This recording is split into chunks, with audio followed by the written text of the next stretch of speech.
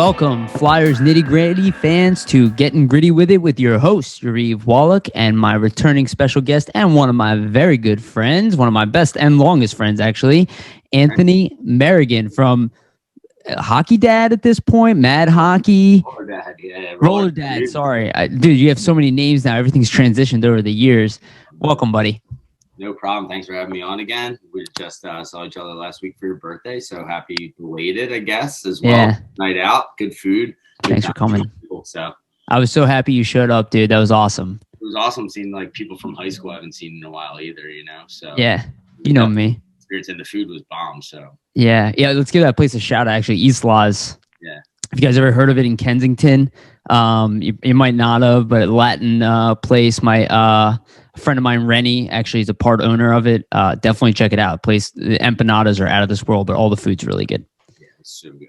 Yeah. So what's going on with you before we get started? What's going on with you with the brand? What are you doing hockey wise? Yeah, so right now, Roller Dad News is kind of blowing up real big. It's basically a roller hockey form, kind of like what you do for the Flyers, but for the whole inline hockey and roller hockey community. So that's blowing up pretty big. And roller, basically, it's a summer sport. So we're going to be traveling a lot this summer. Got a new team. I'll release that maybe next time. Okay. We'll talk about it. But new team, we're going to be traveling probably Florida, and St. Louis is like the big one that we just got accepted into. So it's like a bid process. So it's kind of important stuff, I guess. That's awesome. Going to be doing a summer roller, getting up there in age. So this is going to be like one of my last cracks and kicks at the can here. So yeah. No, with steroids, you can last forever nowadays, you know? You know what? Someone's actually said that before. So someone said that. Yeah. Hey, with modern science, it's from Anchorman, right? Or with modern science, I could live to be about 100, 130, 140 years old. Like, why would you want to live that old? So yeah. Well, I guess maybe in that movie would. So if people want to get involved, can they get involved? Yeah, I mean, the best way to do it is like if you follow us on Roller Dad, or just go to rollerdadnews.com. There's actually, if you are looking to get into inline hockey in general, there's actually like a free agents list. So you can put your name and all your contact information in there. And we're really good at kind of sending that to the people in those local areas. So for instance, if you're in Philly, it would make it my way and I would contact you. I just had someone the other day slide in my DMs on Instagram. Hey, I just moved to the area from California, looking to get on a team, blah, blah, blah. Stuff like that happens all the time. So yeah, that's pretty much it. Rollerdadnews.com. Go on there, fire it up. That's kind of like I guess I would say like one of my main focuses, 9 to 5 and stuff. So okay, well that's awesome. Yeah, guys, make sure to check that out if you want to play hockey. Go through Anthony. If you've ever seen, I wrote an article about him a while ago. Like I called. You're not the only person I called this, but you're definitely somebody I grew up with. Like you do have that definition. If you build it, they will come. Yeah, he's the type of guy like you're always running like a league or something, and you're in the center of every hockey community. So he's the type of person you want to know if you want to keep playing hockey for a long time, especially. He'll always have something. Your friend at your birthday the other day, he's like, yeah, I want to get back in the roller. And we went up and met a bunch of the same people. There you go. I think he's going to hit me up, he said, in September once he like kind of lets summer go by. So yeah. Was that Greg? Yeah, I think it was Greg. That's it. Yeah. That's what's up. Give Greg a shout out in case he watches this. Exactly. All right, that's what's up. Let me give a quick shout out because I already mentioned East Law. So let's mention the actual sponsor of the show, Jim's Steaks. Thank you to Jim and Ken for sponsoring us. Always a pleasure. Remember, guys, they are Flyers fans. I say this every time. It's a big reason why we work with them. They wanted to work with us because they are Flyers fans, and I think that stuff is very important. They also have awesome cheesesteaks, and they've also been around forever. And if you go inside of there, you see pictures of Lindros, Leclerc, and all that stuff. So super legit. We are trying to do a live show from there as well. None of that date is final. We would like to say June 27th, but it could fail at June 27th. So just so everybody's aware, we are trying to do something at that point. It'll be fun. That'd be awesome. And they're the best. So yeah, the steaks are sick.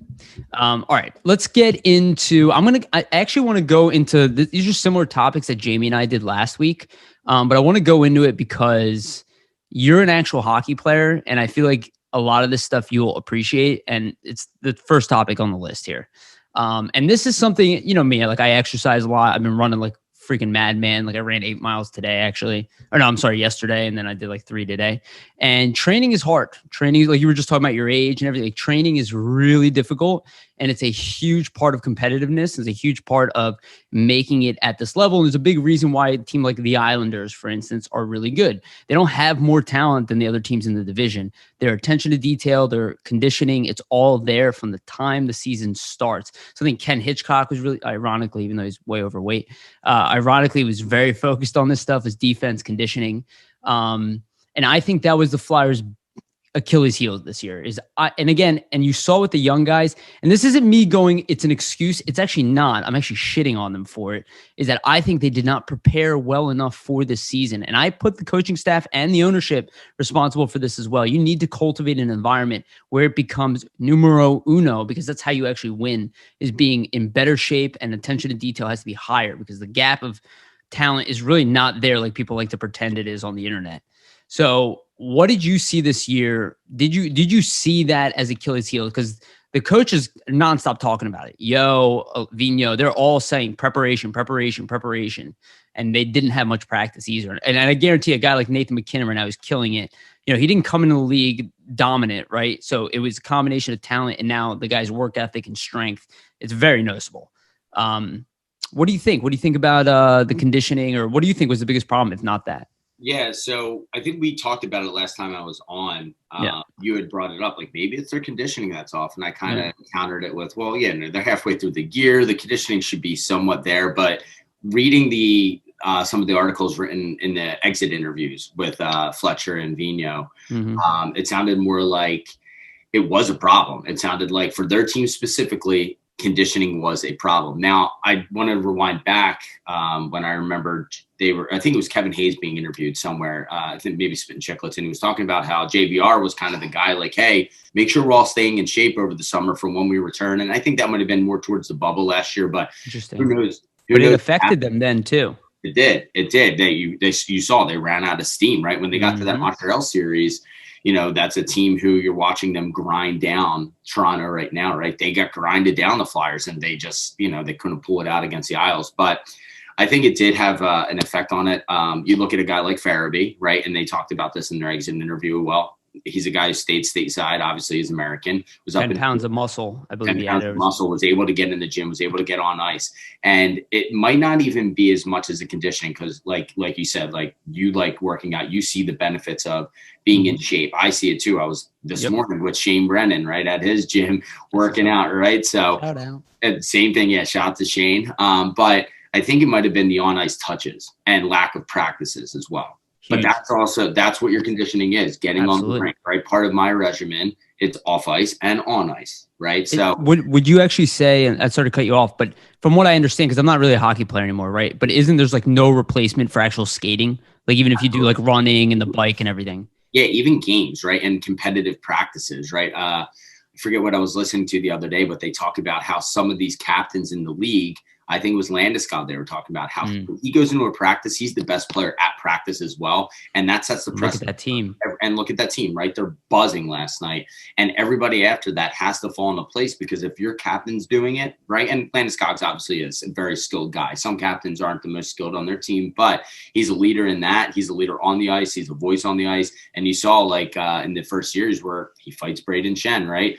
That's the kind of mentality that they need to have, the Flyers need to have in this offseason is, hey, we need to come in shape. And I think it's going to play in a big factor where it's a full season again, right? From, you know, everything could change, right? But I think it's going to be a full season. It will be. They're going to need to have that stamina throughout the whole season, right? And you're going to need to see more players I think you're going to see more of a cycle of players like AV kind of did, with guys in and out of the lineup here and there. Maybe not some of the, you know, more role players, but, you know, some of those bottom pair players. So I think the on-ice touches are going to help. I think from what I saw, and I love going to Flyers practices just for my own. Same. I love watching them. I love seeing what the coaches are doing on the skills development side of things and whatnot. So I think a lot of those things being implemented back into the season are going to help the Flyers tenfold. Yeah, dude. And shout out to you actually, because we talked on my birthday about Colorado and Vegas. Right. And literally exactly what you said happened. Like, obviously we didn't know. I think it was 7-1 last night. We didn't know it was going to be like that. But again, you mentioned, hey, Colorado's been off, and I was like, oh, it could hurt them. But you're like, no, but they've been practicing, and nobody gets to practice, and you're like, Vegas is gonna get beat up by their competition, and they went deep. That's it. Like Minnesota's another team, kind of like the Islanders in a way, where Minnesota used to working hard. Yeah, it works hard. They have leadership. Yeah, they have leadership too. They used to be this defensive team where it was just a boring game, but now that identity's changed, and I think it's worn down the Golden Knights. Not to get too far off topic, but to your point, I think practice has helped the Flyers a lot because they get different looks, and you've seen it in the past with line changes and things like that. Or special teams, especially horrible this year too. I'm sure we'll get into. So yeah, dude, absolutely. And no, I think you're spot on there. It's like, and again, every time I say it, I feel like people think I'm making an excuse, and I'm not. It's actually the opposite. I'm like, this is the stuff that's inexcusable in my mind. It's like, this is the stuff that, in my mind, like if I'm coach, right, or if I'm GM, that's why a guy like Tortorella always gets a job. And even like I was thinking about it earlier, like if I'm Buffalo, like I'm hiring Mike Babcock. Like I don't care if it pisses people off. Yeah. Like I'm gonna look for the biggest hard ass I can find. I like that. Yeah, well, dude, he's the only one who's a bigger name than Jack Eichel, right? You bring him in, you say, okay, no more excuses. We're at the very least going to be the hardest working team in the NHL. Like that would be my attitude. I think that's what Barry Trotz brings, and I think that's why his teams always do well. I think it's why and it's not just like the elite guys do well on his team. It's literally everybody benefits from him being involved. Yeah. And I think it's because of that, and he sets that expectation for everybody. And I was listening to Bill Meltzer, and I'm always bringing them up on the show because it's my favorite podcast outside of my own. No, I'm just kidding, but it's my favorite hockey podcast. I love Bill Meltzer, obviously, and Jason Martinez is awesome. But they were talking about the reflection of the tie. They actually talking about McDavid and how he has to play a 200-foot game, and it will reflect on the rest of the team. And they were talking about how you notice it when like the best players do that.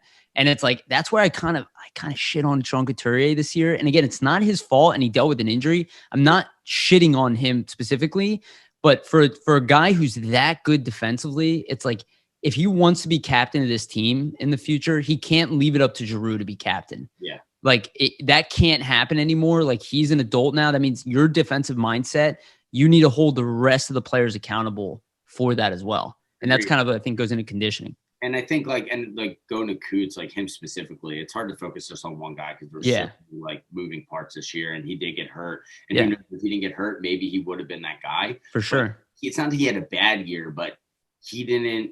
Our top players didn't carry the team like they should have, right? No. At the end of the day. So again, that comes down to conditioning. I hope that just them getting bounced early, right? Not wake them up, having a crap year is just going to wake them up, and like it would motivate me to get in the gym and grind and do hard. And obviously these are all professional athletes, and I think it was said that a lot of these guys are staying in the United States this year. A lot of these Canadians who normally go back home are staying here because you're even look at Toronto right now. Only 550 fans going to be in the building tonight for a Game 7 against Montreal. Like, you figure of all countries in the world, if they could, and especially Toronto, right, the mecca of hockey, you would have some sort of more fans in there, and they're not even allowing it. So the restrictions up there, unfortunately, are still too tight. Yeah, and I think this is a good example for people. I still think this is the weakest division in hockey. But again, Toronto they have a lot of talent there. And obviously Canadians have talent. They're a little bit younger. They're not, and they gave us trouble. But that's a Claude Julien team. That is a team that they're going to be tough to play against. And I don't feel like Toronto necessarily has that same attitude. And there's the same thing the Flyers had a problem with. Now, I do think Vigneault is that guy.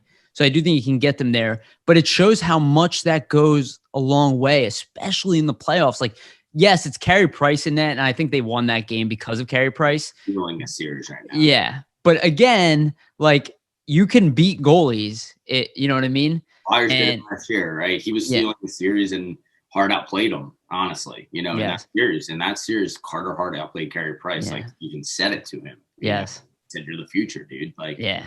That's so cool. I can't wait for next season already. Yeah, dude. It's gonna be a huge rebound for him too. Yeah, we'll get there. Yeah, for sure. Well, I do want to talk. Well, actually, let me ask you about this before we go.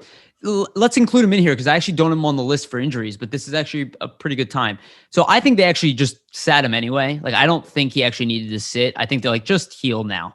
Like, who cares? We have all these goalies. We're not going anywhere. They should have did that with Hayes, but I don't think Hayes was completely honest about his injury. What do you see from Hart in the next season? Do you expect a bounce back from him? Absolutely. Yeah. I mean, technically, this would have been like a sophomore year for him, right? In a way, as weird as it was kind of a sophomore year, which as a goaltender, and we may have talked about this in the last podcast, but at least the one that I was on, but when players can figure you out and they see you a second, third, fourth, fifth time, and they progress in the league. Yeah, like with our division too, you called that. Especially our division, yeah. It's the D-men. So I think for him, two things need to happen. One, he needs a better defense in front of him, because even some of the goals that we're watching and we're like, oh, he's getting beat short side high, he should make that save. There's also a guy driving backdoor that he's worried about. And, and coaches will tell you all the time, like, hey, our defensive scheme is to take that backdoor away, let the goalie focus on the shot. How many did we give up this year? Oh, tons of odd man rush situations. But we were talking about Babcock earlier. He, when he first got a hold of Freddie Anderson, that was one of the tough that you saw Freddie Anderson struggle, right? Because Freddie was like, I'm worried about the back door. And he's getting beat on 5-hole shots, short side shots, stuff that doesn't go in as an NHL goalie, but it's because he's thinking of something else. So probably I think Jari this year, probably in the playoffs too. 100%. Perfect example, right? Worried about the backdoor guy. His might've been a little bit of jitters as well, right? So understandable.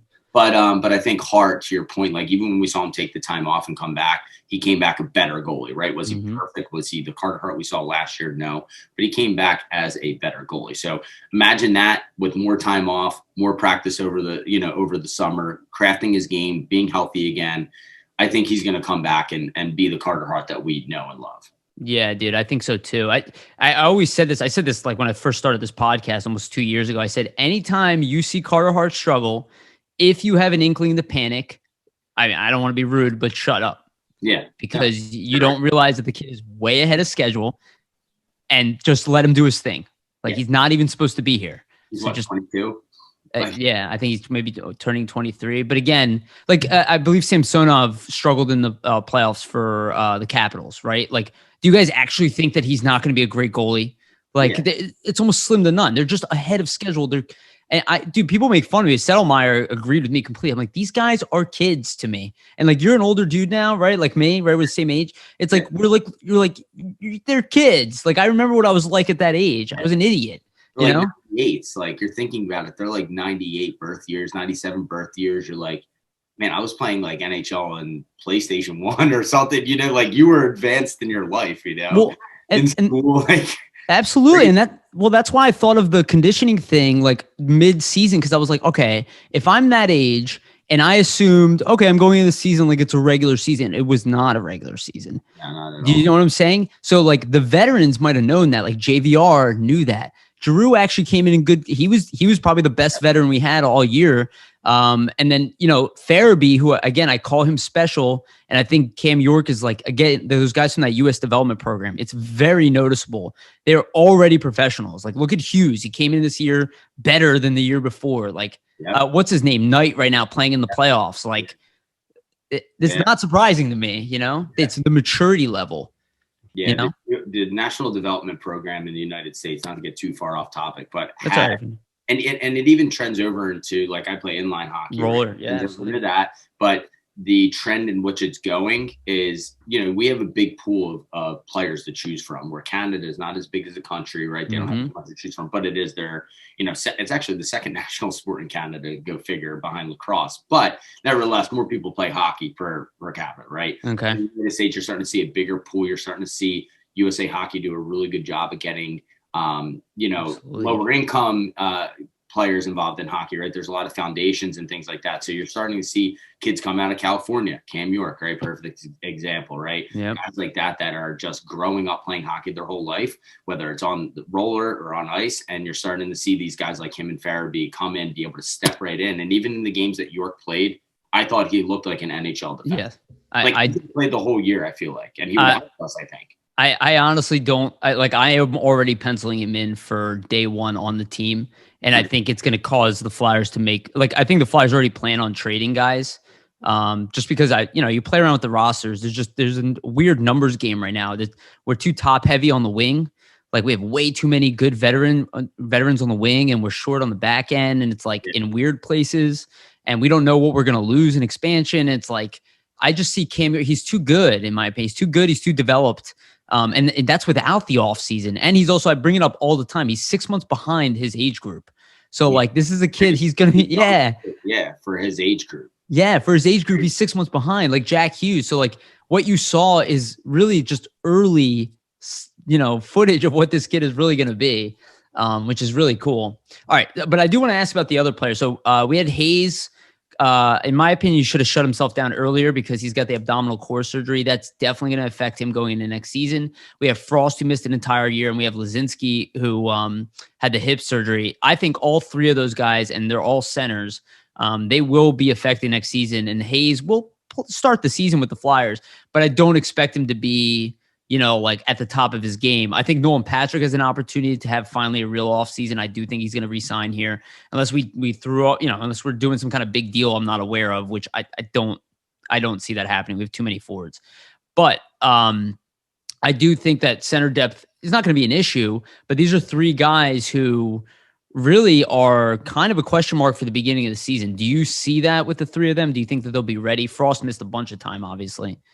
Yeah, so the Hayes thing, I was just reading up about it. I mean, he's a big player too, who uses his body to play hockey, right? Mm-hmm. So if him being hurt and having a core surgery like he had, that's definitely affected his play, right? I mean, you saw it. Yeah, you could see he just wasn't the same player. And you've heard about Hayes in his career, how he has these dips and dives and things like that, but never to the degree like he played bad, like call spade a spade. So I think him having the surgery is definitely going to affect it. He'll probably have some struggles in the beginning, maybe. From what I'm reading, it's only a minor surgery, so maybe he'll be able to recover. Okay.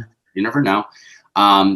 With Frost and Lazinski, Frost definitely needs to have a big year here, right? Like, he is a guy that we've been waiting for. I know you were very high on Frost when we drafted him and throughout the year. So it just sucks that he got hurt, because I think in this year he would at least got touches because of the play of the Flyers. You would have seen like, all right, this kid's getting his touches, he's getting his opportunity, and unfortunately he was hurt this year. So and we need his speed too. We need his speed. He is one of the players who can drive the play. He's a center who can drive the play.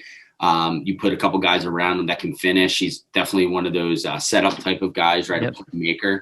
Lazinski, he's a bottom six guy, right? But in the games he did play, right, he played pretty well from what I saw, like looked comfortable enough. U.S. development kid, right? So we're talking about it's a trend going on. Yeah, dude. Awesome. But I think where they'll both help, you hit the nail on the head, is they both bring speed to our bottom six forwards, right? The Flyers are in that transition of their bottom six where you don't have Raffles fast in his own respect, but he was a big body, right? You're not seeing as many guys like that anymore. You're starting to see these speedy guys come in, just like you're seeing with a team still in the playoffs now. Their bottom six is fast and in your face, and they get up in the play and they drive plays still. You can't just have top two heavy, bottom two light. You need to have four lines that can roll, and having a third and fourth line that's fast is just going to make other defensive or teams that you're playing against, their defense is going to have nightmares, right? They're going to have to scheme differently in a game plan. They're not going to go, okay, we can throw our top two pairs against line 1 and 2 for the Flyers, and line 3 and 4, we don't have to going to happen. So, right. So and a guy like, and a guy like Wade Allison, I think, is going to come into play here too. And this is what I was saying. Like I like to just have NHL 21 open a lot of times just to play with rosters, right? The same way you do in Cap Friendly. And you look at the amount of wingers that this team has. If you don't even include Frost, so you can shift over to the wing, we are way too deep. Like on the left side, you're literally talking about, assuming Giroux plays the left wing, which I think he will, right? Talking about JVR, Lindblom, and Farabee. Like that's 4 deep, and it's too much. Like Lindblom will recover. You're talking about, that's a top 9, but then you even have the younger guys. Like, what's going to happen to Albe Kubel, right? What's going to happen to, you know what I mean? Like, is he getting pushed out of the lineup all of a sudden? We'll talk about him in what I think with the expansion. I think he may be the guy that goes in the expansion, honestly. Could be. Because he had a rough year last year, right? Didn't play well, took a lot of stupid penalties, a lot of offensive zone penalties, which was frustrating. Undisciplined. But you saw the year before where he kind of reminded me of like Konechny a little bit. He was grinding it out. He was getting poor dirt. man's Konechny. Yeah, he kind of was like that. So a guy who they could probably get on the cheap and sign him to a contract, and he could be a bottom six forward. You know, it would be ideal for us. If he's my pick for the expansion. And honestly, I think you're definitely onto something. And he's young enough where the team can make the assumption he can rebound. Like he's also a two-way player, or at least historically. Yeah, no, you're 100% right. That's why. Yeah, dude. I think that would be ideal for us. Even though we need to move money, I don't think it's as hard as people think. Like, we just have to take money back. That's the thing. And we're willing to do that. We're a rich team. And there are teams out there that can't take money back. And there are players out there. My whole thing is that we're just really heavy on the wings. Like I mentioned the left wing, you think about the right wing, you're talking about JVR, TK, Allison now. Are you shifting over? Like, even if you play Frost at center, are you shifting Patrick over to the wing? Right. Yeah, there's just too many guys, Allison, and that doesn't include any of the young guys who could be making a push at this point. The team keeps bringing over more young guys. It just, at a certain point, you got to shift around some of this money. And if they take Albe Kubel, that opens up a spot. But really, in the bottom six, we can easily fill that. And we're probably going to try to fill it. And I didn't even mention Scott Lawton, actually, who can play any one of these positions. Yeah. You know what I mean? One of the few, because like you saw Patrick on the wing and he just didn't look natural. Like he's a guy who's good defensive player in our zone, right? He comes down low. He's good at swinging low, getting the puck with the first pass. On the wing, he looked lost. And one of the biggest struggles that I feel like it's been year after year is the Flyers getting pinned in their own zone. We talked about it last time I was on. That's because they had guys unnaturally playing wing, right? You know what I mean? So without the speed, you mean? Yeah, without the speed of the center driving up the middle of the rink, or swinging low for a play. But like when players get the puck on the boards, one of the hardest things to do is getting a puck on the board with the defenseman breathing down your back and trying to get that puck out of the zone in a good way, where it's either on your winger's tape who's coming across, or a center tape who's coming up the middle of the rink. And you saw like Patrick struggle with that. So like he's not a winger in my opinion. So like you're saying, we got to slot these guys into the right positions, right? And if we're heavy in one spot, then they have to make a move. Yeah. And I think with the injury to Hayes, I don't think the Flyers are. I even listened to Pierre LeBrun talking to Martinez. It's one of the older episodes, and he was saying he interviewed Chuck Fletcher, and he's like, I think they should move on from Patrick, but he's like, I don't get this sense that the Flyers think that way. I think that is absolutely the right move. I do not think you sell low on him. You have no risk keeping this kid in. We have no shortage of assets. People talk about like, can we get Jones? When I do want to talk about that, can we get Eichel? Absolutely. It's just an overpayment. Yeah. You know what I mean? Like you have to pay a lot to get these guys. Maybe not Eichel because they're in a bad. And same with Jones. And I want to talk about that because I think people don't know how to trade in the NHL. And I realize people are so desperate to get players that they're always, every trade offer I see on the internet is like, okay, if you want to lose the trade, sure. Like, you can lose trades all day. And like, even I'm going to make fun of them a little bit, but they were talking about how to trade for Connor McDavid. Right. And literally the names that Bill Meltzer threw out, and they're like, oh yeah, you'd have to trade Provorov and Sanheim and TK and Couturier. I'm like, absolutely not. I was like, why? So I can be shitty like Edmonton? Yeah, so you're trading half your team. Yeah. I mean, I get it. But you see it with like a Stevie Iguai, right? He always is on the top end of the trade. When he makes trades, it's so strategic, right? And maybe it doesn't benefit them now, and usually it doesn't, right? But he knows how to build and how to acquire assets and acquire draft picks and things like that. And he looks at it, and I guarantee he sits there and goes, what's this draft pool look like? Oh, it's a deep draft. Let's sell because I know I'm going to be able to pick up these guys in 3 years that are going to be studs on my roster. Right. So absolutely. Yeah. All right, let's move on because I do want to get to the Seth Jones talk because I think that's actually pretty exciting. But let's talk about German Ruptov. Right now, he's rumored to come back. I think he's going to be playing on the Phantoms next year. I think he has a chance to even make the Flyers this year. I know that's probably crazy for people to hear, but he'll probably not. He'll probably most likely start with the AHL. The Phantoms are going to be really tough team to make, in my opinion. There's a lot of young talent there, and that's why we saw David Kasha go over to the Czech, because he's like, I want to play pro. I don't want to necessarily swing in between the ECHL and AHL, which might happen to him, how much talent there is in the AHL. A guy like Matthew Strome isn't even playing with the Phantoms, So what do you think about Ruptov? And we'll keep this one short. What do you think about him being over in the KHL? That's not a development league at all. Much worse than they only play veterans there, so I don't even care if you're young. What do you think about Ruptov? Do you think after all of this, do you think he still has value in the AHL here? Yeah, I think he does. I mean, he's again, we've mentioned this earlier. He's still only 22 years old. Yeah. Right. Like he barely knows English. Yeah, he barely knows English. He played in Russia last year. I mean, didn't have a great year, but like you just mentioned, a lot of the young guys don't get the time there, right? They're very heavy on their top 6 forwards. And if you're in that bottom 6 role, you don't see a lot of ice, right? So he only had 11 points, I think, right? So and it was all in the beginning of the year. Yeah, it was all in the beginning of the year, and then you saw him kind of tailor up. Same with Vorobiev, though. Yeah, same kind of thing. But for him, he just needs to have a solid camp. He needs to show that he belongs in this North American game because the AHL, I have friends who play in the ECHL. I have friends that play in the AHL. The AHL is a good league. Yes, it is. Very good league. It's almost as good as KHL. Yeah, you could put top AHL teams against KHL teams, and they would be games, right? The difference is that high-end talent that the KHL can afford to have. Yeah, exactly. So, if he has it's not a make or break, I wouldn't say necessarily, but he does need to have a good camp. He needs to do well in the AHL, quite honestly. He's one of those guys that he didn't have that trajectory of draft pick NHL.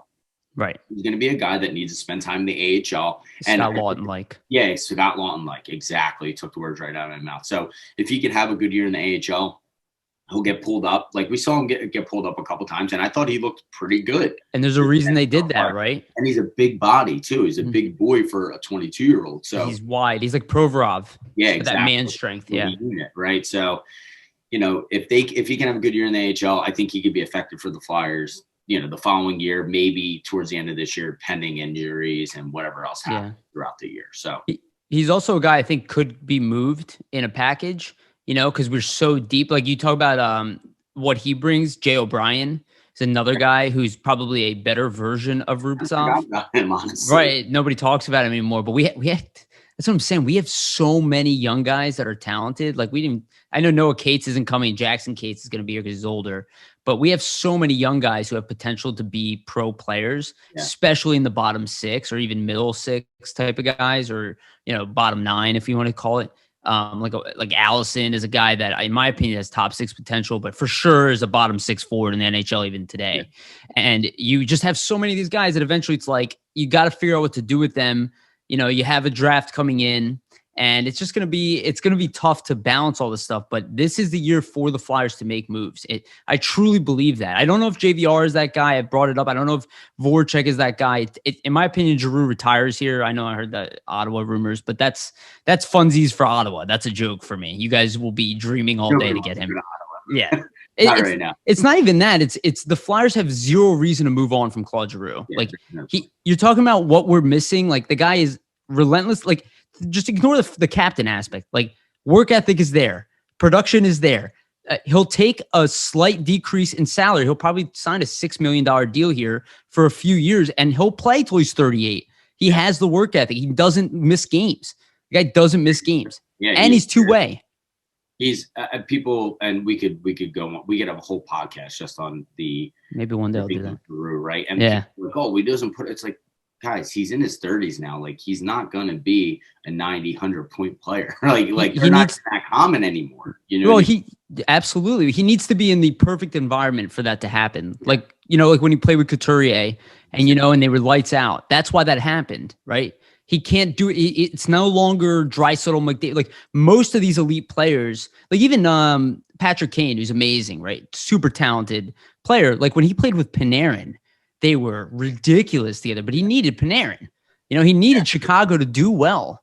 And not to get too far off the beaten path here, but like you look at McKinnon, he's playing with Landy and Rotman, right? Like, no crap. Sick line. 90 points. Like. He's got 2 studs on his line. Like Giroux's never really had that. Like you can consider the 1 year with Hartnell and Yager where they had that like that three-headed monster. Very complimentary line too. But again, it worked together, right? You had a big body, you had a guy who goes in net, and that year Hartnell just happened to go off and have 30 goals, right? So it was a flash in the pan sort of thing. So. Exactly. He's never had a goal scorer with him like Nicholas Backstrom had with Ovechkin, right? And that he never had that. He had Voracek, who was an elite player. I would say he still is on his own, but he didn't really have goal scorers. Even Couturier, he's a phenomenal player, but he's an elite two-way guy. Yeah, he's not if you look at the top line in Boston, there's that line is designed to there is no holes in that line. Bergeron in the middle, Pasti on the left, and Marchand on the right. They all fill the need for that line. Even Marchand, he's small. In the way, but he's physical. He's tough to get off the puck. They have every. What it reminds me of? That the Peter Forsberg, Knubel, and Gagne line. Yeah. That. You had Knubel in front of the net. You had Forsberg who would move the puck, and you had Gagne one-time shot. Yeah. Every time. And super complimentary. And I think and we talked about this on the last podcast. We were talking about hey, let's get Couturier and G back together because they had success. And they did that at the end. So again, it's there's a lot of things. I think, overall, I think you could put the Flyers same team back out there and they'll be 100% better because they just think so too. Know that, we talked about the conditioning, right? They know that they have to be better prepared. But they do need some things to fall in place. They do need to make some moves, quite honestly. They're not built to win a cup. No. They don't have the physicality, especially in the bottom six, to win a cup. You can't rely on kids to do that. That's where Pitlick and Grant, and I know everybody, kind of shat on him, but Nate Thompson, these guys, Nasty Nate was out there. I remember right now with Winnipeg. That's my point. I remember Dan, God bless him, was making fun of AV for playing Nate Thompson over and over again in the playoffs. But there's a reason he did. He would go out every shift, physical, and it was the same thing every shift. You saw so much. The defensive breakdowns were not there with this team when they had veteran leadership. It just wasn't there to the same degree. And if you think about it, historically, right, your bottom six has more veterans involved on it. Yes. Right? Now we're talking about how I was saying their bottom six needs to get a little faster. That's fine. You could have veterans sprinkled in there with a couple guys that drive the play. Pitlick, a veteran guy, but he still had speed. Absolutely. Right? He still drove the play. You know what I mean? So, it's, I think a couple of those, those moves that were made and they didn't seem as, vital at the time, like losing Grant or a Pitlick, they actually were because those guys did not make a lot of mistakes in their own zone. They were great in their own zone. They might not be burying the puck all the time, but even when Pitlick had a bad game, he was still buzzing around like a man. Great. So, you know what I mean? So it's those roles are hard to fill too, because as a young player coming from the OHL, come from the USHL, college hockey, whatever it is, as a go-to guy, and you have to fill a different type of role in the NHL or AHL, whatever it is, it takes time to learn that role. So 100%. We just saw that, even with Kubel, right? We saw him take a lot of penalties because he was filling a different role, right? It's going to take. And he was trying to be that guy too. You definitely knew the pressure was on him to try to be physical, get underneath. Nick Cousins was actually very good at this when he was on the Flyer. Really good at getting under players' skin without taking a penalty. Yeah, he was very. That's why he's still in the NHL today, right? And he was a guy in the queue, right? We talked about him years ago. Oh, this kid's going to be a stud. He's got all these points in the queue, but he found his role, and that's why he's playing on NHL teams, and he's a valuable player on these teams. And he can still be a 30-point guy, which I think is what Albay Kubel's future is. So I would not be surprised if it gets taken expansion. Yeah. And the way I see it, and we're going to get into Seth Jones in a minute. I do want to talk about Morin real quick, but the way I see it, the two biggest needs for this team, fourth line, big, strong defensive center, like a Brian Boyle type of guy. If we can get Boyle, that'd be great. But even somebody who's 6'4", hard to move off the puck, plays a defensive game, but is also angry to some degree, has the leadership ability, probably maybe in his mid-30s, early to mid-30s, a guy like that. That's what I think this team really needs. And he'll be a little bit boring to watch, but we need that type of guy. Wins faceoffs, blocks shots, punches people in the face if he needs to. Character guys too. Yes. We're going to talk about Morin, so this is let's go into it. Actually, talk about Morin actually real quick, and just give me your opinion because everybody kind of knows the situation with him. Yeah, you think he's coming back? Yeah. So again, I think he actually, obviously the offensive thing was a total failure, right? just not an offensive guy. Like his role was a defensive defenseman, and they're putting him on the wing. So I think they were bullshitting us with that. I think they just want to give him ice time. Yeah, exactly. They're trying to find a slot for him. He's kind of like that 5'6". He could be a 7 guy, but when he played, he actually played well. And you saw like he had that big goal. I forget who it was against, but he had that big goal, and you're like, oh, maybe this is going to turn the team a little bit because just his energy he put in. Great energy. He's a young guy still, relatively, right? 25. D guy, yeah, big D guy. He's just, man, it's just such a shame what happened to him with injury. 2 years missing. That's crazy. But to come back after missing 2 years and be effective in games, again, he's probably going to be that guy. Him and Hager in that same position are like sliding into that 6'5", 5'6" slot, on and on. As far as what he brings, he's a character guy, and I like having him on the team.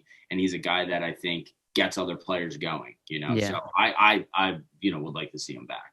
I think you should sign him. I would honestly, and this is not a knock on Hag, but with the amount of defensemen we have, I'd rather lose Haig at this point, because Haig kind of is what he is. He's going to get a little bit better, maybe as a top 4 future at some point in his career. I could see that. He's a Swedish hockey player. They're really smart too. Yeah, but like right now he is like a 5'6", right, in the NHL. And especially, I don't even know what he'd be like on a team that's playing well, because he played better for us the previous year. Yeah, but he had a really good year. Yeah. But with Morin, he brings that physical edge, which we're really not going to find that on an open market. And if he's willing to sign a 2-way contract, which I don't know if he is, I would 100% sign him.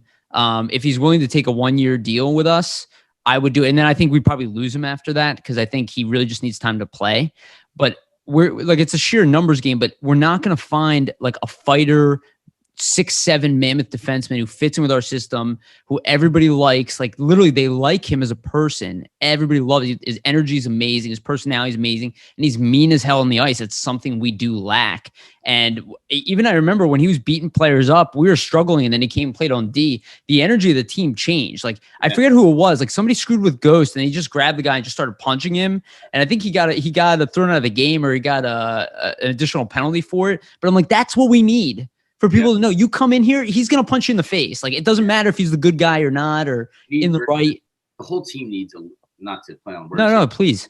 Grittiness, right? The whole team needs a little bit of grittiness to it, because, when you get into the playoffs, that's what's going to matter. Yeah, that's sandpaper, right? You need those sandpaper guys, and you need character guys like him. And again, even if he's not in the lineup every game, that's fine. He's a guy that when he's in practice, I'm sure he's going 100%, right? Because he wants to get into that lineup. And he's a character guy who brings good vibes to the rink, right? He's always smiling, right? Even in his exit interviews, he was talking about how he had a rough year and he wanted to play more, but he still had a smile on his face. And there's the types of guys like who love hockey. You hear about people talking about Mark Scheifele all the time. Yeah. Oh my God. Loves hockey. And you need guys like that who just love hockey. And I think the team needs more of that. Yeah, man. And people, excuse me. And he's been through a lot of adversity. What that can do to a player with that mindset, he can get better than people realize. Like he's relentless. I would bet on him. And you mentioned Aube Kubel. Maybe Robert Haig's a guy that might get taken expansion. I mean, he's also cheap. He's reliable. He's a shot blocker. He's physical. It all depends on who's available, right? Exactly. In expansion. Yeah. There's a lot of defensemen available. So. Exactly. But again, you can slot him into your top 6. Like he can play in the NHL in the top 6 role. And he's been through a lot of his development cycle already. So you're getting a guy who can definitely play 18 minutes a night for you. So I don't know. It'd be interesting. We just have a kind of a large amount of players that all fill a certain area within the team. We got to probably remove some of that and bring in guys who, either later in their career or earlier, but there's going to be some shifting going around. All right. Let's talk about the big name here. This is kind of the big story going around. Recently, it's come out, and from what I understand, it's not that he necessarily said, I'm not coming back to Columbus. He said he's willing to listen to offers. It's a polite way of saying that. I don't blame him for not wanting to be there. It seems to be a constant pattern with Columbus, and I don't think it's the fault of the team or the ownership or anything like that. I think it's just the city. And I think a lot of the big name players are just looking for a more glorified lifestyle. And again, people might knock me for saying this, but Philadelphia is one of the largest, most robust cities in the world. We definitely attract talent. So we'd be up there. And obviously there's New York, there's LA, there's other big cities. I don't know what he's going to want to do. I have no idea. Right. But if a player like Seth Jones is available, I would be aggressive to get him. He is worth shelling out a good amount of assets. And I would say, and I think people would, I heard Bill Meltzer saying it would take Sanheim and TK. I don't agree with that because this team is up against the wall. So I think more of, well, what was given up to get Jeff Carter and Mike Richards, right? So in my mind, a Phil Myers, our first round pick, and probably another, it could be, I know they don't want to move on from Scott Lawton. Could be a guy like Lawton. Could be another prospect, maybe a higher end prospect, maybe Jay O'Brien, something like that. Could be Frost, but I highly doubt it. But something like that for Seth Jones against a team that's kind of up against the wall, who I think will be terrified to lose him in the same way they lost Panarin. They cannot allow that to happen again. They absolutely cannot allow that to happen. It set them back quite a bit. They lost Duchesne. They lost all this stuff. They need assets. This is a first-round pick this year. It's the number 13, so it's a pretty high pick as well. You have Phil Myers, who can fit into that top 4 immediately for them. He's also a big boy with potential to be a top-pairing defenseman. So that's how what I see is, can you try to get that guy now, let him play a year here, and then just sign him and give him a big contract, and you figure with him, and if it has to be, could be Sanheim in the first too, and I'd be okay with that. I think that's also appropriate. That gives him a future top pairing as well. So you look at that. What do you see from Seth Jones? Do you think it's possible? He's got 1 year left on his deal. Yeah. Obviously, there's going to be a market for him regardless of if the Flyers are involved. Yeah, so, I mean, let's look at the check boxes that we need. Right shot D-man, check. 26 years old, right in that sweet spot of who they are, check, right? Eats a lot of minutes, check. Puts up points, check, right? Like on a bad team, puts up points, double check, right? So he checks all the boxes, obviously. His physical attributes as well. He's big, he's fast, he's rangy, he's smart. Like, he checks all those boxes, right? I think even his family, right? All athletes, right? Professional athletes. Yep. So he comes from his dad, right, was a professional basketball player. I think he's a scout now. From that lineage, right? What I think you'd have to give up, I think you're right. You'd have to give up a prospect, probably 2 picks, I would say. Right. And could be 2 firsts. Pretty high, like 2 firsts or something like that. Right. First and a second, and a something like that. Player, right. Yeah. Something like that. So, and, looking at what the Flyers have in picks this year, like I kind of wrote some of these down. I mean, they have a 14th, I think it is, or a 13th, something in there. 13th. Yeah. We don't know exactly yet, but they have a second round, and then they have 4 picks between 78 and 174. So that's a lot of picks. You're picking basically every 25 players, every 20 players. So they do have pretty much a decent stockpile of picks. Now, again, those later picks aren't going to mean anything, but you can grab people if you do have to sacrifice a pick. So I think, obviously everyone's going to want Seth Jones. I mean, who won it, right? Yeah. I think the Flyers need Seth Jones. But if you're trading for Seth Jones, it's because you think you can pay for him as well. In the future. You can fit him under your cap. And if you're move, I would say. But the whole reason Fletcher didn't make a move, I'm sorry to cut you off, but the whole reason Fletcher didn't make a move, in my opinion, was because he's looking at expansion. He's like, I can't protect more than this. But if I'm already trading one of the 3, and he's not trading Provorov, but he probably is more open to trading Sanheim or Myers. Right. Like, if you can move Myers, then you protect Jones. You lock up Jones for 8 years or whatever the max. Jones gets his money. You have your top pairing for the next decade. You know what I mean? You can build around that. And as much as it would suck to lose Sanheim or Myers because they're homegrown guys, right? That sucks always when you have to move. Yeah. That you have to look at, okay, well, is Sanheim or Myers' potential ever going to be Seth Jones? Like, no. To move one of those? No. So you have to be okay with it. Like, yes. That's why you give the first, right? Exactly. That's why you have to give additional picks on top of that and prospects, whatever it may be. So, I mean, obviously. Could be Zamula even. They're going to be involved. The Flyers are definitely going to be involved in that. And I can see Seth Jones having an interest in the Flyers, not just because we want him. Obviously, we're going to be a little bit biased in that respect. Yeah. But no, I think he would. It's a desirable market with a team that the year before. Look at his defensive partner. Yeah, and you get to put him with Provorov, and Provorov's never really had a solid nobody like that. Even in his best year, 2017 and 18, Provorov was playing with AMAC, right? Like he was playing with Andy McDonald, right? If you look at the roster and you look at our roster now, you go, okay, this team should be better defensively, right? Yeah. And Provorov had a down year last year, but I think he was. Everybody did. I go through this, I went through this on a smaller scale, playing in a national a couple weeks ago.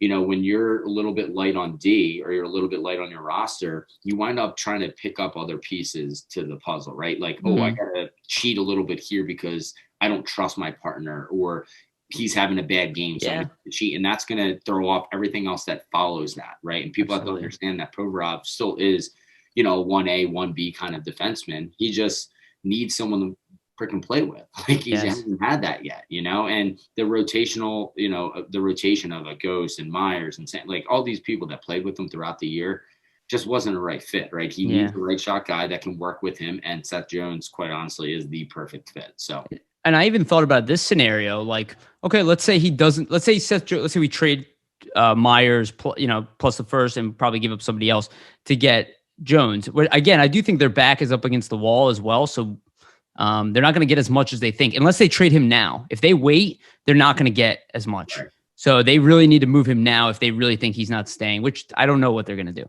Yeah. But I even thought of a scenario, like, let's say Myers is the one moved in that scenario and it's not Sanheim. Well, you could also just shift Provorov to play with somebody simpler, maybe with Ghost, right? And then you make the top pairing, or not even the top pairing, you just have a top four of Jones and Sanheim. Yeah.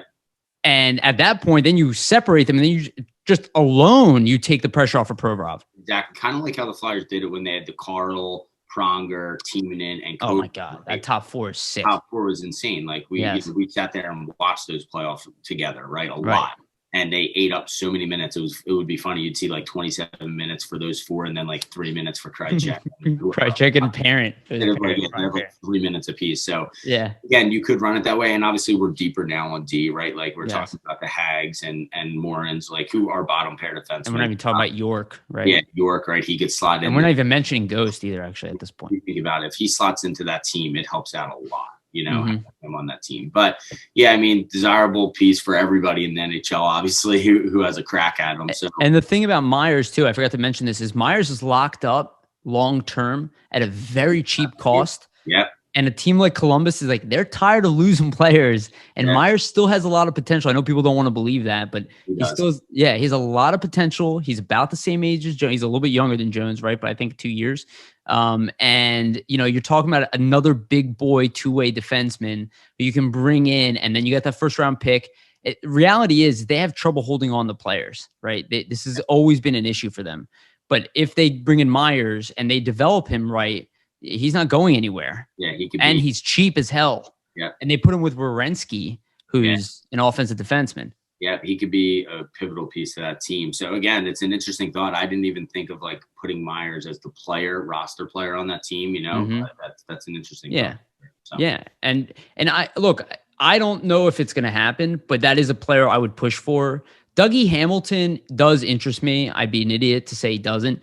But I am not willing to go into a bidding war for Dougie Hamilton. I don't care enough about Dougie Hamilton to pay him $10 million a year. I would potentially pay Seth Jones $10 million a year, which I think is still too much for him. But at the same time, that's a player I'm willing to overpay for. Dougie Hamilton's a guy I'm like, I'll pay you a little less than Provorov because in my mind, you're not as good. Yeah, so that's how I see it. Seth Jones is the golden ticket, right? Yes.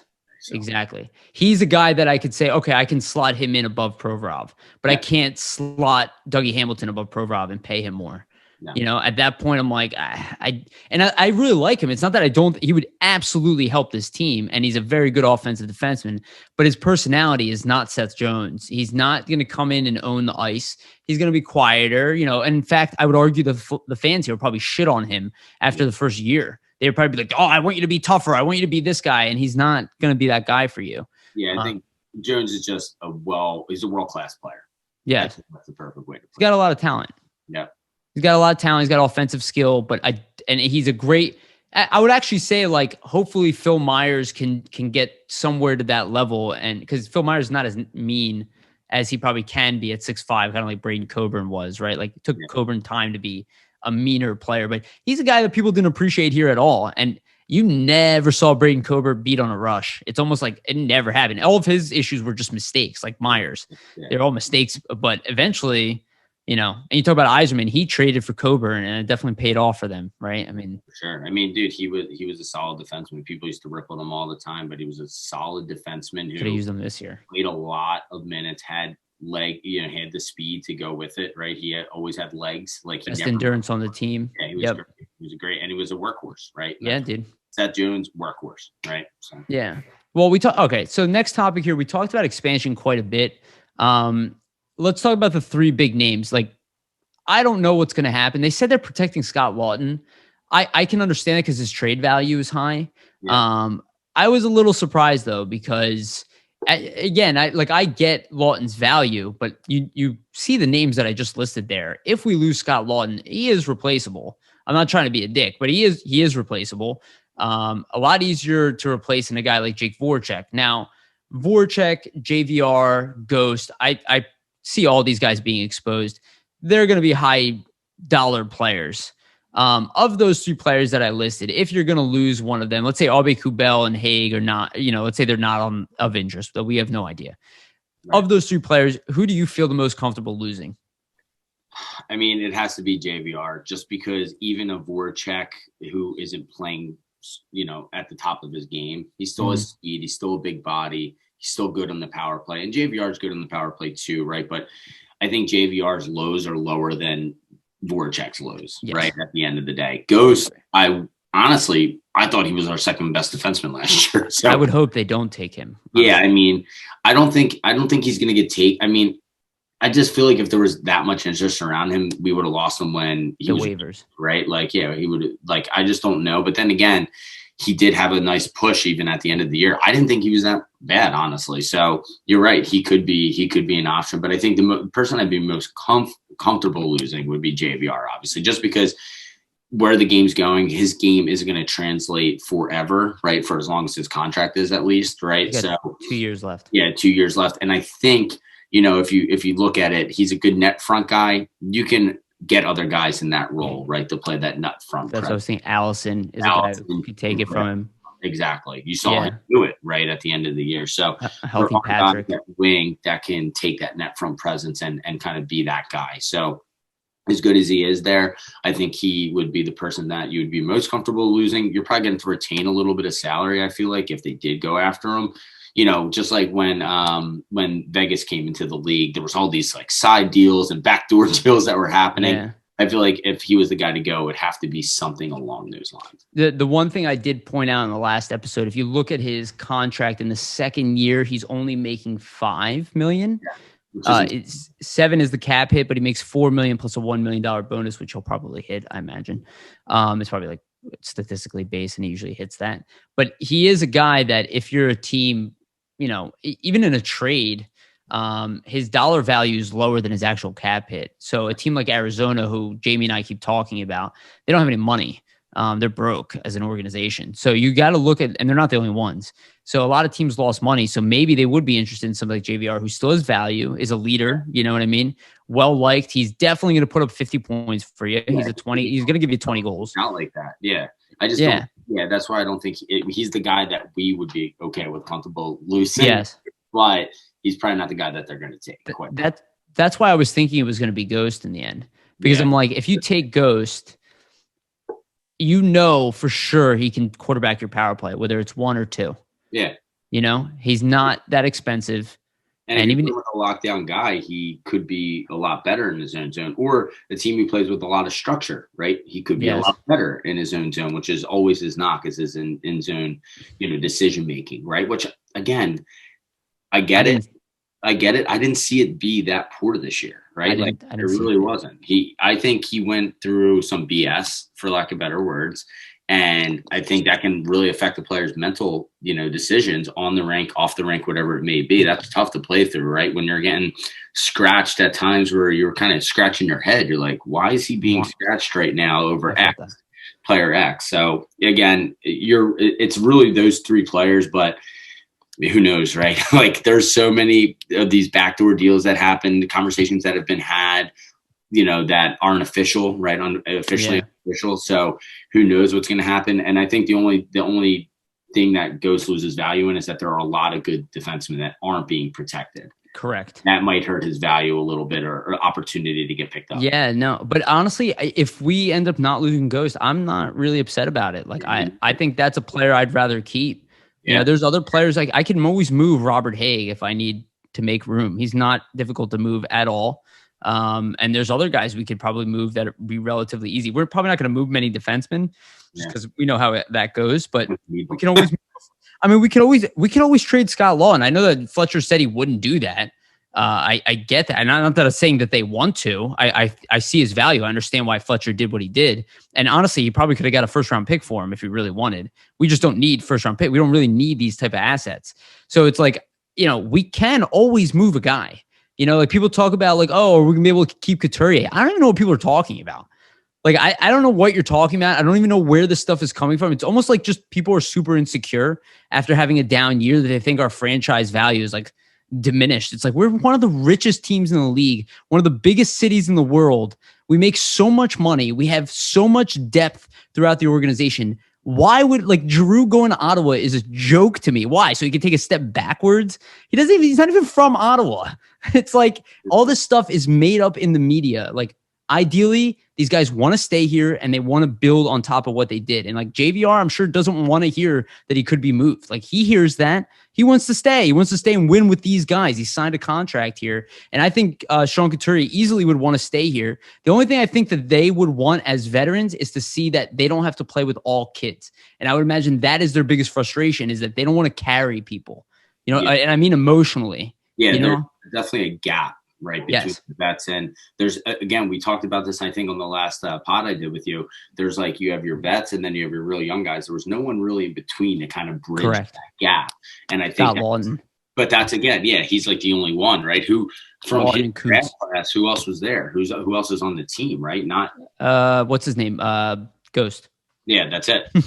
One other person, one B guy.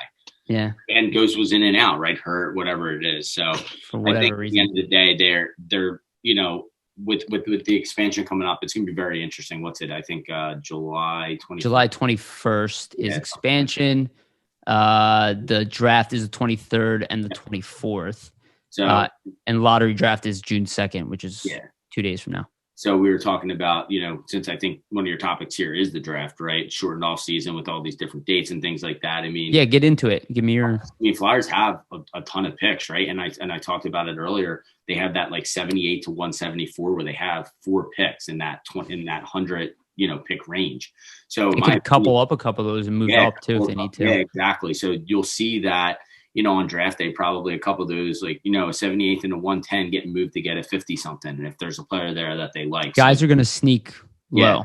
There's going to be, from what I'm reading, everything, it's a pretty deep draft, right? It's not going to be those ones. No high end. No high end guys, but it's pretty deep all around. So it's going to be interesting. I mean, the expansion drafts are always cool, or the expansion year drafts are always cool because there's like all these, like I said, backdoor deals and all this stuff going on. So it's just like you're always on your toes, like, oh, when's the next thing going to happen? So for the NHL's sake, with the new contract with ESPN and all this stuff coming in, I think the expansion, everything's falling perfectly for the NHL, honestly. Yes. That's what they're doing, right? A lot of traction coming around this sport, which is great. So and you got a potential next McDavid coming up and Connor Bedard in the next couple of years. Like the NHL is in a good spot for the draft. Absolutely, dude. And I think I love the amount of young talent that's coming in the NHL. I don't think people are really aware of how much this league is really growing at this point because we're not the most popular sport. And I like we talked about USA Hockey. That is the biggest representation of that. The fact that you see USA, that's like if you saw soccer, right? Or football or whatever. If you saw soccer, all of a sudden producing star players, how much that would change the game globally. We barely produce any star players. The fact that USA Hockey has caught up to Canada after 50 years, it's insane. It's immensely important for the game that you're seeing USA players getting drafted that high because of our population, 370 million people. The fact we were barely producing star players was, it's not great. We have like a lull in between too, but we really should be producing as many as Canada with the humongous population we have. It's going to be great. Like now, that's why you see these other leagues in Europe have good talent in there. These guys come over here and there, right? Like, there's good talent in the Swedish league, in the German league, in the Swiss league, in the KHL, because there's so many good hockey players now that you have these guys who I mentioned it earlier who are playing the OHL or CHL, and they were, second line players there that aren't getting a crack at the NHL. Like, that's crazy to think, right? And they're going overseas or they're playing in the AHL, right? Still trying to make it. So there's a lot, there's definitely positivity coming out of this draft. And for the Flyers especially, I think they do need to hit on like a hidden gem in a way. like eventually. Like we've had a couple of them here and there, right? But I think they do need to hit on like a hidden gem, like 3rd round pick guy that just actually flourishes. I mean, Goss's Bear was the last time. Well, I guess Lindblom. Lindblom was a late pick, and he's turned into a great player. Obviously, without cancer, he probably would have built on what he did last year. And it's going to be, I have a feeling the Flyers are going to be one of the best teams in the league next year. And it's going to piss the fans off because they're going to be like, where was this last year? But this is how it goes, unfortunately. And perfect lead into your to your next kind of final topic, your playoff predictions, right? Yes. I want to hear your predictions, actually, for sure. I mean, history shows that they're going to make playoffs this year. They're an every other year type of team who is in, they're out, they're in, they're in, out. I think what it's going to come down to is it's kind of funny how that's your last topic, and we're going to go right back to the beginning of what we talk about, conditioning in the off season and having a good start to this year, because 2 things are going to happen. 1, it's a longer season, so you're going to have to make an adjustment for that, right? Yep. 2, they're going to come in angry, right? Yep. All teams have slumps, but you need to come in angry. So when you have those slumps, you're pissed off and you're playing hockey where you're like, 100%. We need to get out of this slump, right? Not to the point where you're overcommitting and trying to do too much, which you saw the Flyers do a lot of the time last year. Mm-hmm.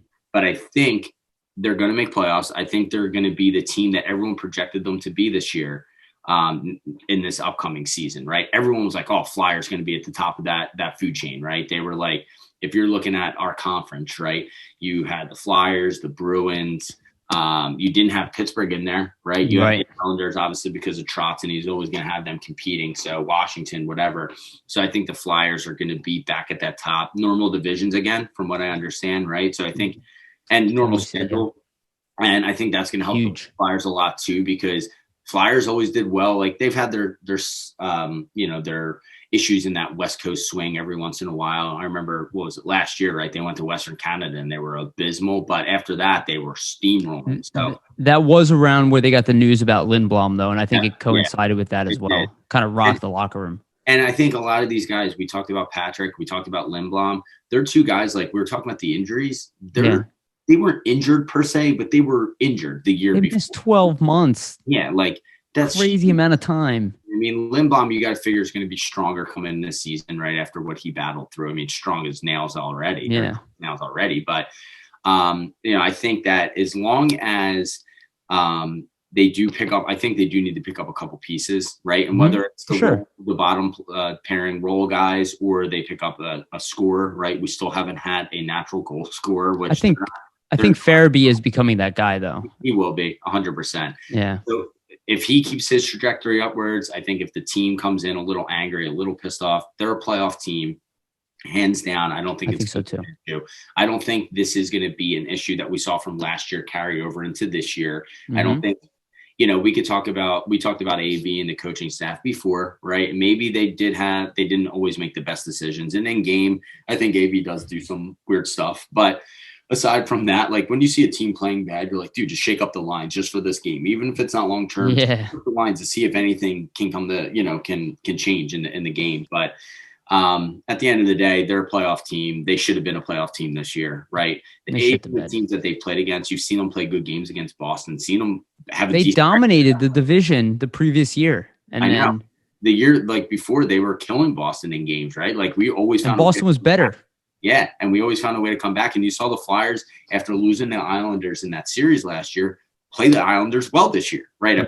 Right. Obviously, they had their shit games, but they played them well at points. So, playoff prediction, I think they're going to be in that mix. I think they'll probably be towards the top of their division, I would say, just because I think they're going to come in pissed off. Now, if they make the right moves this offseason. A couple right moves, and I think they'll be back where they need to be. Yeah, I think so too. Obviously, we're being optimistic. I find that usually my optimism is not incorrect. It's usually early. Yeah. So I anticipate that it's probably what we're looking at here. I tend to see potential in guys that maybe they're not as ready as I hope that they are. And that's typically what happened. I always say I play the long game. So most of the predictions I make, if you look over time, these guys tend to go in that direction just because they don't happen in the timeline that you want it to be. And again, I bring up Sean Couturier all the time because my dad used to say to me all the time, "Oh, get rid of Couturier." I'm like, "Dad, I'm not worried about Couturier." I used to say it all the time. I said, I have zero concerns about him. And it just takes time. It really does take time, longer than we like. So let's end on this because we're at the end here. Let's talk about this playoffs as well. Let's talk about the 4 series that remain. I want to hear your opinion on who's going to walk away at this point. So we have, and obviously we have one that still needs to kind of be finalized, but we have the Avs and Vegas. Avs take the first game, obviously pretty handedly. What do you think about that series? How do you think it's going to go? I mean, we talked about it earlier. I think the Avs having that time off, not having it easy, like because St. Louis still played well. I think they had kind of what the Flyers, they had a lot of injuries. Yeah, with the Flyers had a couple of years ago, they tried so hard to get into playoffs that they just didn't have enough. They were really banged up this year. Didn't have enough gas. So I think the Avs are going to come out of that series regardless, even though I do think Vegas is 6 or 5. 5 or 6, yeah. Yeah. The Avs, man, the way they looked last night, granted, Vegas didn't play well. Granted, Robin Leonard was in there. Not that he played bad. Like, everyone was like, why'd you play Leonard? I'm like, yeah, it's kind of a sus move. But I would have picked, I would have played Fleury. Every goal was like a backdoor goal, a snipe. Again. Oh, they dominated them. Tons of breakaways. So I think the Avs come out of that series for sure. Yeah. And hopefully Vegas, and again, I think your assessment was perfect the other day when you said that Vegas is going to be banged up. They're going to be working hard. Minnesota took them all the way, obviously, to 7, and Colorado had time to sit and practice, which they really have not had time to do. Most teams haven't had practice time. So I actually agree with you.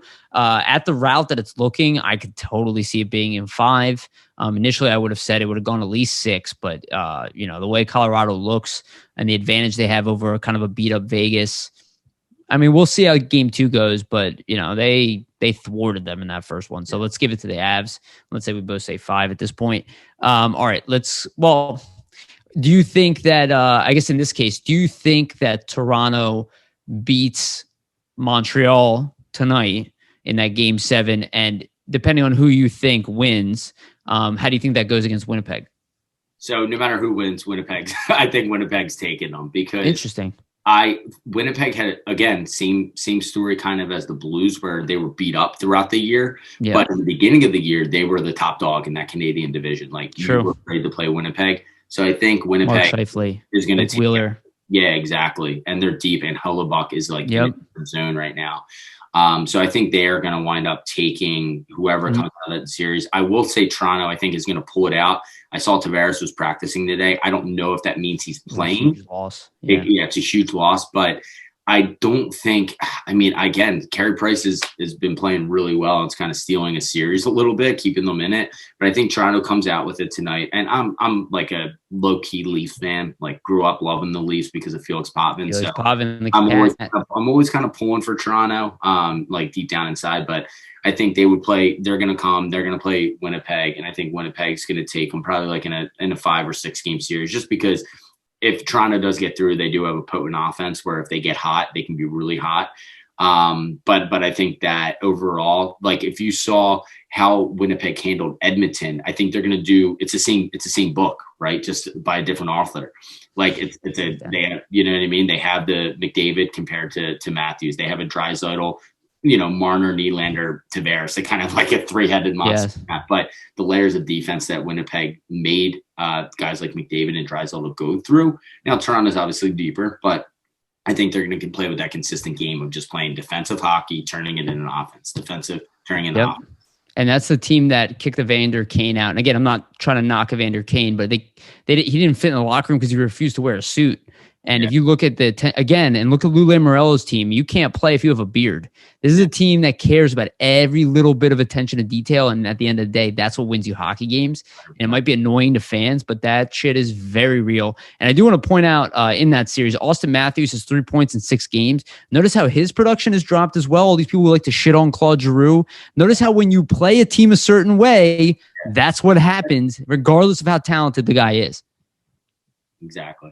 Yeah. So I will say I do think, man, it's tough because if Carey Price plays the way he did last game, they're not getting past him. Playing good, man. Yeah. And I agree with you. I think either way, I think there's a good chance that Winnipeg moves on.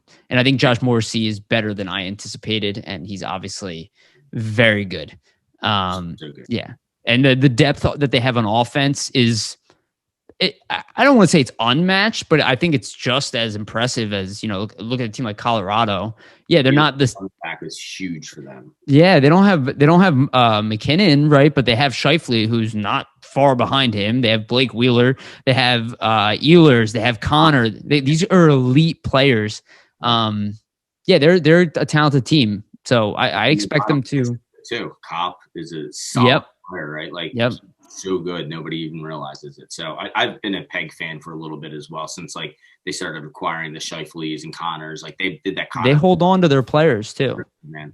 The biggest mistake they made is letting Trouba go without realizing that Bufflin was retiring. Yeah. I don't think he would have gone anywhere if that was the case. Yeah. Yeah. They don't like to move on from players, and something the Flyers fans should learn from. You don't give up on your players. You build around them. All right, let's go to the East. This is a very interesting series, in my opinion. Islanders, Bruins. I think this one's definitely going 7. Maybe I'm wrong, but I could definitely see it going 7. I think these are going to be some of the toughest teams to play in the league, and I think either one of them. I think the Islanders, what I said about them in the beginning of the season, they seem like a team who will lose in the finals because they have all of the work ethic, the attention to detail, but don't have the high-end talent to win a championship. But I do think the Bruins are better than I anticipated. They were able to fit in those guys they developed internally and not really miss a beat. It took them a little bit in the beginning of the season, but then they just kept getting better and better as the season went on. Who do you see winning that series? Boston has a 1-0 lead at this point. I can't say it any better than you just said it. It's going to be a 6-7 game series, right? You can maybe see like one team like an OT win and kind of shifts it a little bit, right? But 2 or 7, I think both teams are very similar in the fact that they're both deep. They both play hard. They both play the right way. I think Boston just has, it's not goaltending necessarily, but I think Tuukka, like he's kind of like hinted at this might be his last go at it, right? He may next year, but it's going to be short. Like, he doesn't have a lot of chances left with that goaltender. And again, they showed some depth with their goaltending this year. So they do have guys in the pipeline that are going to help. I'm sure they do. So I'm not saying that they're done and their window's closed, but I think they're playing for Tuukka in a way. Like, hey, let's get another shot at this. And I think that top line is just insane. And then you added Taylor Hall. Yeah, and you add in a Hall. I was just going to say that. You add in a Hall who has been so much better since he went there. Just a change of scenery, perfect. Not surprising to me. A team that plays well versus a team that doesn't play well. Like Hall should have never been considered nothing. Like they're a good team, man. As much as I hate Boston, they're a good team, and I think they'll squeeze it out as well. I don't think the Islanders will get past them, but I wouldn't be surprised if they did either. Right? This is my opinion. I wouldn't be surprised if they shut it down the next game because that game was 2-2 and then went up 5-2 right in the third period. Yep. So one of those games where, for the most part, it was pretty. I mean, Islanders were getting outshot, I believe, but I think Islanders are always just going to play you close no matter what. Absolutely. Even the 5-2 game, it was still a tight game. So I just think Boston outweighs them a little bit, and I think that's going to be the kind that top line, dude. That top line. That's what I'm saying. The top line is a difference maker, where you have really good talent on the Islanders, but it's really Barzal. I guess you could say Beauvillier is kind of building his way to that level, but it's really Barzal who's their elite top guy, right? And then everything else is depth and just really good players all throughout. But they don't have that top line. I mean, something the Flyers do have, actually, in my opinion, is Giroux, Voracek, Couturier. I think that is elite crop, but they're getting older, right? And you also look at the fact they didn't have the depth the way we thought they would this year, right? Especially the young guys, right? Boston, it's like everything there is solidified. Those roles are solidified. The system's been in place.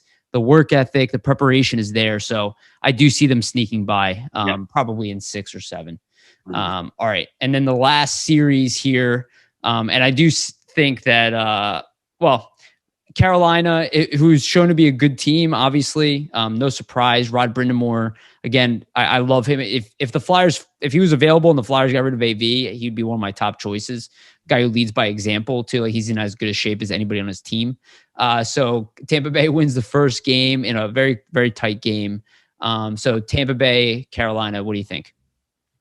I mean, you just got to go with the big dog. I mean, Tampa is another team just like Boston. They're deep. They can roll 4 lines, right? Easily. I mean, dude. 4 lines and 3 pairings. Hedman is just a beast. And that's what it comes down to at the end of the day is the Dunkovic, if I'm saying that correctly. Yeah, you're saying it right. He's a great goalie. He's a young goalie. He's going to be the future. But Vasilevsky is just like, he's ridiculous. Like, that guy is absolutely insane. Like, if you don't get one by him, like, early, you're in the back of your head as a player, you got to be thinking, we might not get one by this guy, right? Yeah. Like, you have to grind for the goals. And I think Tampa, like the kid Colton, out of nowhere again. They get this guy, Colton, comes out of nowhere, is having a big playoff. He's a grinder. He's in your face, right? And I think that, originally I was thinking like, oh, Carolina might be able to steal this because Tampa had a rough series against Florida. It was only, 6 games or 5 games? 6 games. They won 4-2. But, tight games, though. But tight games, and they were battles. Like that first game of that series was Mm-hmm. one of the playoff games I've ever watched in my entire life. I've heard that quite a bit, actually. Yeah, so I think Tampa comes out with it just because they're going to be deeper. They have the experience of winning it last year.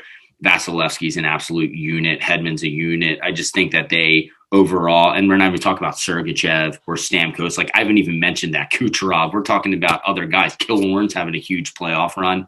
I just think they're too deep for Carolina. Now, Carolina may steal a game or two, but I just don't think in a series, kind of like Columbus last year with Tampa, they may give them a couple games in that overtime. Last year, obviously, killed Columbus. After that, you're done. You play 2 games and you lost, basically. But I just think that Tampa is just too far head and shoulders above, I agree. Above Carolina, and I just don't think there's a way they can. Yeah, I think there's a good chance Tampa Bay moves on in 6, maybe 5 even. Just they could all be close games, but I still think Tampa Bay is going to win almost every game. Like they say, it's a semi-championship sometimes. Carolina's kind of in that position where they're playing probably a Stanley Cup contender, Stanley Cup winner in this round. And I think maybe Boston can bring it to them if they make it, or either or actually can bring it to them. But I really see Tampa Bay walking into not walking, but they're going to be the finals team from the East. Looks like the Avs will be from the West, assuming, but those are cup that'll be insane. And so let me ask you, if that is the finals, and again, we're assuming, obviously it could change. Who do you take in that series right now? Assuming that they don't have serious injuries and whatnot. I got Avs all the way, baby. Really? Yeah, I'm going Avs all the way. Dude, after watching them again last night, and even in the Blues series, where the Blues were like we talked about and stuff. I don't know, man. They just have everything, and they're doing it without Kadri. Like, he's going to come back in the lineup in a few games. 8 games suspension. Yeah, it's crazy. I mean, it was a dumb play, but he's going to come back in the lineup and only going to help out that depth. So, and the grittiness that you need to win a cup. You got to pull for a guy like that was on the Flyers too, Belmar, like still in the league, still buzzing around, like 4th line center. We could use him. Yeah, like you got to pull for a guy like that too. So I'm going Avs all the way on that, and I think it's their time. I think last year, if their goaltender didn't get hurt, they may have won it last year. But the fact that Grubauer got hurt last year really kind of screwed them. And even if he does get hurt this year, they got Devin Dubnyk right behind him, right? So you have another, solid goaltender right there. So I just think that they have everything is going like Tampa Bay, yeah. Kind of like Tampa last year. So yeah, and I think the fact that Tampa would have to be doing a 2-year in a row championship was just so rare. I would pick the Avs as well, just based off of history. But I think those are the most complete teams in the league right now. Yeah. And I talk about it all the time. You want to win a championship? It's not go out and get McDavid. It's not go out and get the goal scorer. All that is bullshit to me. It is every line has to be good.